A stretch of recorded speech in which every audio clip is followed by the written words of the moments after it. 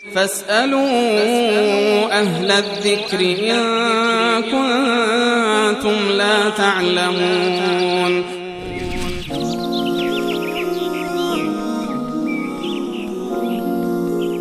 بیانده بعدی گفتن که بعضیا میگن که همه شیعه ها کافر نیستن و بعضیا فقط کافر هستن. این به چه صورت؟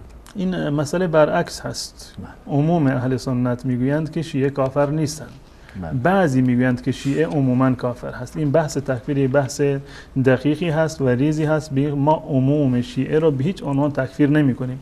این اعتقاد اهل سنت و الجماعت است، به استثنای تعداد افراد اندکی شاید باشند این نظر را داشته باشند. عموم اهل سنت و الجماعت و مذاهب اربعه نظرش این است که ما هیچ بدعتی را و هیچ مسلمانی را به خاطر گناهی که انجام داده اون را کافر نمیدونیم.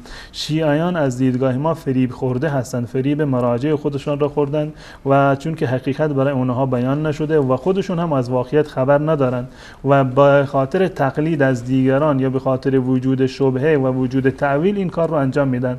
پس بنابراین به خاطر وجود شبهه و وجود تعویل و وجود جهلی که در این زمینه هست ما نمیتوانیم عوام شیعه رو در واقع کافر بنامیم مگر افرادی که حجت بر اونها کاملا قائم شده و این برهان کاملا بر اونها قائم شده و خودشون در واقع انکار میکنند، با اینکه حق رو میدانند و انکار میکنند، اون حکم جداگانه هست. اما تا زمانی که حجت بر کسی قائم نشده، انسان فریب خورده ای هست، انسانی هست که اهل تعویل هست، انسان جاهلی هست، به هیچ عنوان ما نمیتونیم چنین افرادی رو کافر بنامیم.